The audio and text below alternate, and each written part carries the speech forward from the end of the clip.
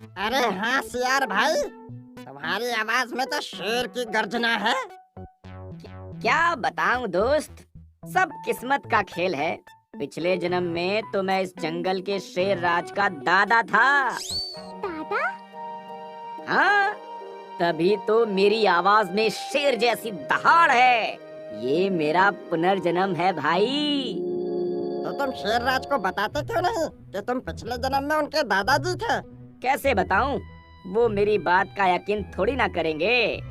शेर राज अपने बच्चे के मुंह से अपने दादा की पुनर्जन्म की बात सुनकर खुश हो जाता है और सियार देखते ही उसके पैर छू लेते हैं। तो सियार ही नहीं, पूरा दरबार चौंक जाता है। मेरे प्यारे जंगल वासियों, मेरे प्रजनों, आप लोग सोच रहे होंगे कि मैंने सियार के पैर क्यों छुए। तो आप लोगों को बता दूं कि ये सियार मेरे पिछले जन्म के दादाजी हैं। हाँ? माफ करना शेरराज, पर ये सियार कैसे आपके दादाजी हो सकते हैं? बताइए दादाजी। मैं पिछले जन्म में इनका दादाजी था। तुम्हें शायद पता नहीं होगा, तुम्हारे दादाजी मंगलू हाथी। क्या मेरे दादाजी को भी आप जानते हैं? जानते हैं? अरे बचपन के दोस्त थे मेरे। हमारी दोस्ती से तो पड़ोसी जंगल के हाथी जलते थे। अरे वो दंगलू हाथी था ना? वो पड़ोस के जंगल वाला? हाँ हाँ हाँ वही। अरे वो तो इतना जलता था कि उसी जलन में उसने एक दिन, जब मैं अपने पोते यानी कि शेर राज को घुमाने के लिए लेकर पहाड़ी पर गया, तो दंगलू हाथी वहाँ आ गया। मेरे पोते को उठाकर पहाड़ी से फेंक देना चाहता था। इसे बचाने के लिए मुझे उससे टकराना पड़ा। ये तो बच गया, पर मैं उससे लड़ते हुए पहाड़ी से गिरकर मर गया। हाँ, हमने सुना तो था। दंगलू हाथी ने किसी शेर को पहाड़ी पर मार दिया था। पर समझ में नहीं आता है, तुम्हें सियार का ही जन्म क्यों मिला शेर दादा? ओहो, हम शेर लोग सियार से अपनी बहुत सेवा करवाते हैं, उनकी भावनाओं को नहीं समझते। ये उसी का पाप है जो इस जन्म में मैं सियार बनकर पैदा हुआ। बस मेरी दहाड़ आज भी पिछले जन्म सी है। वाह, ऐसी दहाड़ हमने बचपन में एक बार दादाजी की सुनी थी। सचमुच आप मेरे दादाजी ही हैं।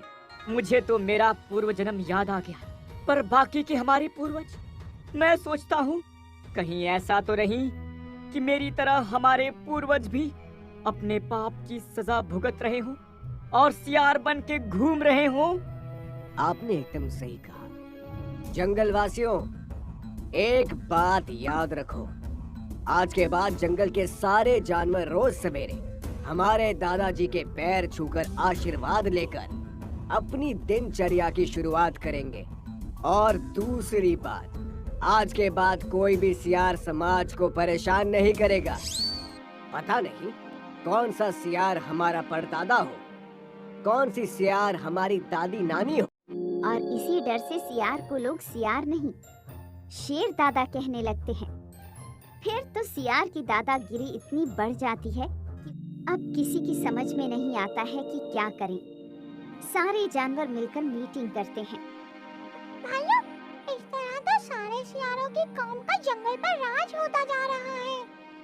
शेर राज से तो शिकायत करके कोई फायदा नहीं। अब हम क्या करें? चलो सियार दादा से मिलकर संधि कर लेते हैं कि भाई, हम तुम्हारी हर सेवा करेंगे, पर तुम हमें सताओ मत, हम पर दादागिरी मत करो। और बंदर सियार को मिलने उनके पास पहुंचता है तो कई सियारों को एक साथ हंसते देख चौंक कर छुप जाता है। वो कान लगाकर सुनता है। एक सियार कह रहा है, वाह यार, तुम्हारी वजह से तो सारे सियार कौम के मजे हो गए। हाँ, लोग तुम्हें सचमुच शेर राजा का दादाजी समझने लगे हैं। ओह, तो क्या ये शेरराज का दादाजी नहीं है? अरे वो तो अच्छा हुआ कि 1 महीने की प्रैक्टिस से मुझे शेर जैसा दहाड़ना आ गया, वरना कोई यकीन नहीं करता कि मैं उसका दादाजी हूँ। बंदर की बात सुनकर सभी चौंक पड़ते हैं। और दूसरे दिन जैसे ही जंगल के जानवर सियार दादा के पैर छूने आते हैं, शेरराज दहाड़ते हैं। ये क्या बदतमीजी है गेंडे महाराज?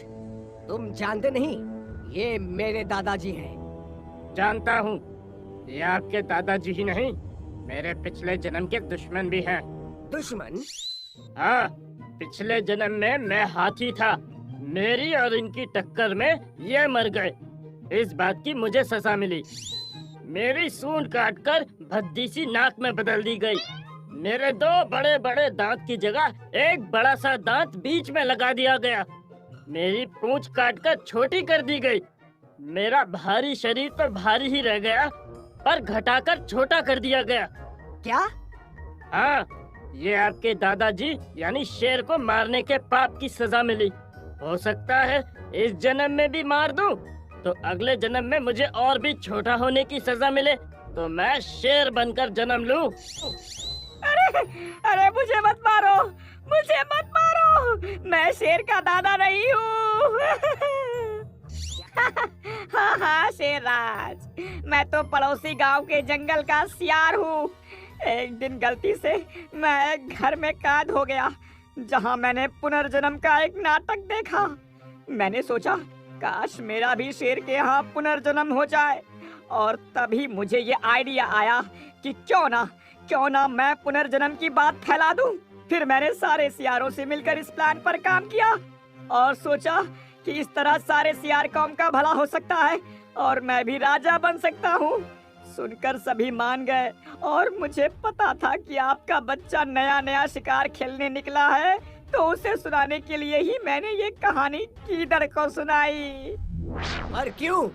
क्योंकि मैं जानता था कि सीधी कही हुई बात का कोई असर नहीं होता, पर यही बात आपके बेटे से कहलवाई तो आप पर उस बात का असर हुआ। मुझे माफ कर दीजिए गेंडा भाई, मैं वो दादा नहीं हूँ जिसकी हत्या का तुम पे पाप लगा है। मैं भी वो हाथी नहीं हूँ जिसने शेरराज के दादाजी को पहाड़ी से धक्का देकर मार दिया था। मैंने तो तुम्हारी सच्चाई सबके सामने लाने के लिए पुनर्जन्म का नाटक किया था। क्या? हाँ। मुझे माफ कर दो शेरराज, आज एक बात मेरी समझ में आ गई है कि झूठ कितनी भी सफाई से बोलो, कितनी भी चतुराई से बोलो, पर एक दिन सच सामने आ ही जाता है।